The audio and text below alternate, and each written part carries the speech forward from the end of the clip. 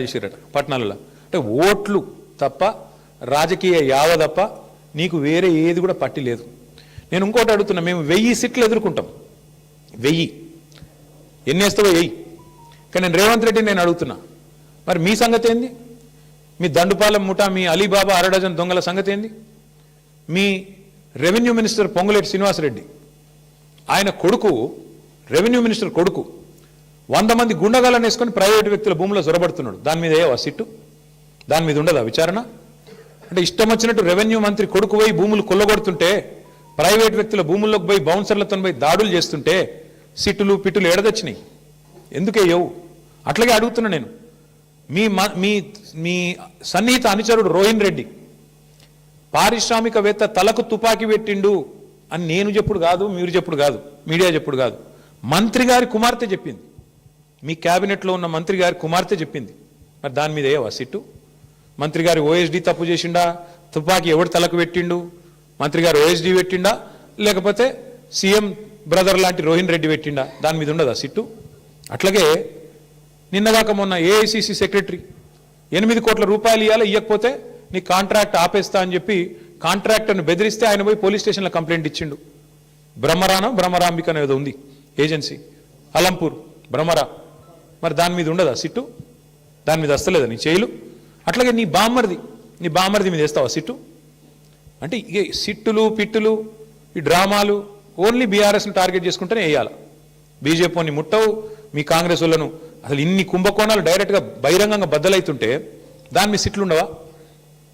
అంతెందుకు నేను ఇంకోటి అడుగుతున్నా, మరి ఒక మీడియా సంస్థ ఏదో కథనం వేస్తే దాని మీద సిట్టేసి 3 జర్నలిస్ట్ని అరెస్ట్ చేసినావు కదా, మరి ఇంకో మీడియా సంస్థ చెప్తున్నది సేమ్ మాట చెప్పింది.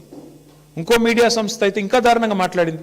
బట్టి విక్రమార్కనే ఇలా పాత్ర పోషించిండు, ఆయననే మొత్తం టెండర్లు రిగ్ చేసిండు నైనిలా అని ఓపెన్గా ఒక మీడియా సంస్థ రాసింది. మరి వాళ్ళ మీద ఎందుకో ఉండదు యాక్షన్? వాళ్ళ మీద ఉండదా సిట్టు? అంటే పగబడితే కూడా ఓన్లీ తెలంగాణ జర్నలిస్టులను పగబట్టాలా? ఓ 2 బీసీ బిడ్డలు, ఒక ఎస్సీ బిడ్డ, 3 జర్నలిస్టులు, వాళ్ళని మాత్రం లోపలేయాలా? యాజమాన్యాలను ముట్టవు, నీకు ఆ ధైర్యం లేదు. వాళ్ళని మాత్రం ఎవరైతే అసలు దొంగలు ఉన్నారో వాళ్ళని ముట్టుకునే ధైర్యం లేదు నీకు. ఇవన్నీ ప్రజలు చూస్తలేరు అనుకుంటున్నావా? నేను ఒకటే అంటా ఉన్నా, నువ్వు ఏమన్నా చేసుకో రేవంత్ రెడ్డి, ఒకటి మాత్రం పక్క, నిన్ను మాత్రం వదిలిపెట్టం. ఇవాళ నేను అధికారులకు కూడా చెప్తా ఉన్నా, ఈ ఫోన్ ట్యాపింగ్లు వీటి మీద జరుగుతున్న ధారావాహికంగా జరుగుతున్న డ్రామాలు, ఇందులో భాగస్వాములు అయితే అధికారులకు కూడా నేను చెప్తా ఉన్నా, ప్రతిరోజు ఒక్కరిదే ఉండదు. ఇంకో 2-2.5 ఏళ్లలో మళ్ళీ మా ప్రభుత్వం తప్పకుండా వస్తుంది. మీకు తెలుసు, అది ప్రజల మూడు మీకు తెలుసు. మొన్న గ్రామ పంచాయతీ ఎన్నికలు చూసినారు, మీకు తెలుసు. ఇవాళ ఎన్నికలు పెడితే రాష్ట్రంలో ఏం ఫలితం వస్తుందో కూడా అధికారులకు తెలుసు. నేను వారికి చెప్తా ఉన్నా, మేమెన్నడూ గత 10 ఏళ్లలో ఇట్లా అధికారాన్ని దుర్వినియోగం చేయలేదు, ఎక్కడా చేయలేదు. ముఖ్యంగా పోలీస్ వ్యవస్థను ఇంత అడ్డంగా దుర్వినియోగం చేసి ఏదైతే ఇవాళ నాటకాలు ఆడుతున్నారో వాళ్ళందరికీ నేను ఒకటే చెప్తా ఉన్నా, మీరు బలవుతారు, మధ్యలో మీరు బలవుతారు. రేవంత్ రెడ్డి రాజకీయ క్రీడలో మీరు బలవుతారు. మొన్నట్లయితే కాంగ్రెస్ పార్టీ అంతర్గత కుమ్ములాటల్లో ఆధిపత్య పోరులో జర్నలిస్టులు బలైనారో, రేపు నేను చెప్తున్నా, మీరు భాగస్వాములు అయితే అధికారులు మీరు బలవుతారు. గుర్తుపెట్టుకోండి. రిటైర్ అయిన వాళ్ళని ఏం చేయలేరు భవిష్యత్తులో బీఆర్ఎస్ వాళ్ళు అనుకుంటురేమో, దానికి కూడా మాకు రేవంత్ రెడ్డి గారే తోజు పెట్టిండు. రిటైర్ అయిన అధికారులను కూడా తీసుకొచ్చి 40 రోజులు జైల్లో పెట్టినాడు. కాబట్టి రిటైర్ అయిపోతాము, తప్పించుకుంటాము అనుకునే వాళ్ళకు కూడా నేను చెప్తా ఉన్నా, ఎవరు ఎక్కడికి పోలేరు. ఇప్పుడు ఎవరెవరైతే రేవంత్ రెడ్డి గారు ఆడిచ్చినట్టు ఆడుతుండ్రో, అక్రమమని తెలిసి కేసులు పెడుతుండ్రో, అక్రమమని తెలిసి అడ్డదారులు దొక్కుతున్నారో, ఇంకెక్కువ మాట్లాడుతున్నారు కొంతమంది. అయితే ఎమర్జెన్సీ అయితే మీరు బయట ఉండురా, లోపల ఉందురు.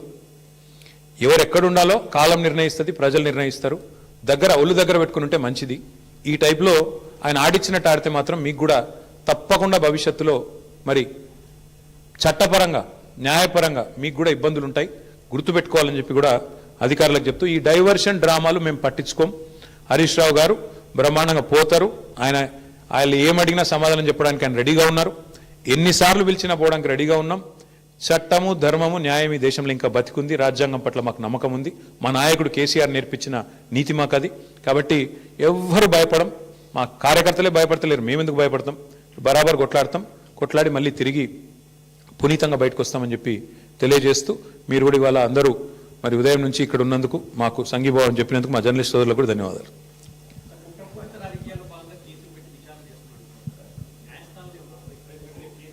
ఇప్పుడు న్యాయస్థానాల్లో ఆల్రెడీ కాళేశ్వరం విషయంలో ఆశ్రయించాము.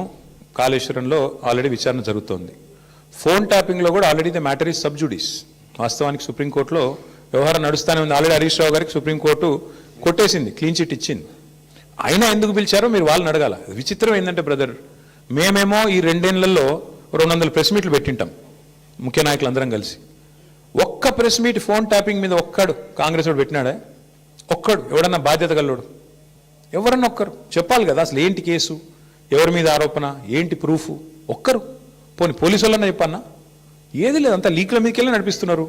మీరు కూడా అవే రాస్తున్నారు. ఆ లీక్ ఇచ్చుడు, మీరు అదేదో పెద్ద అదే గాస్పెల్, అదేదో భగవద్గీత అన్నట్టు మీరు రాసుడు, దాన్ని మళ్ళీ పెద్ద తెల్లరి తాటికాయంత అక్షరాలతో రాసుడు. దాని వెనకాల అడ్వర్టైజ్మెంట్లు, మీడియా మేనేజ్మెంట్లు, సంక్రాంతి శుభాకాంక్షలు, న్యూ ఇయర్ గ్రీటింగ్స్ మాకు కనబడుతూనే ఉన్నాయి. ఎజెండా డ్రివెన్ పాలిటిక్స్ నడుస్తోంది. విచారణ పూర్తి కాలేదు కాబట్టి చెప్తున్నా బ్రదర్. అందుకే న్యాయం ధర్మం ఉందని చెప్తున్నా. బరాబర్ కొట్లాడతాము, బరాబర్ న్యాయస్థానాన్ని ఆశ్రయించి 100% విచారణ పూర్తి కాలేదంటే ఆయన హరీష్ రావు గారికి ఆల్రెడీ క్లీన్ చిట్ ఇచ్చింది కదా సుప్రీంకోర్టు. ఆయన మీద ఫోన్ ట్యాపింగ్ విషయంలో ఆధారాలు లేవని కొట్టేసింది కదా. మర్చిపోయినరా మీరు? వీళ్ళు కోట్లాది రూపాయలు ఖర్చు పెట్టి లాయర్లను పెట్టుకున్నా కొట్టవతల వారేసిండు కదా. హరీష్ రావు గారి మీద ఎందుకున్నది?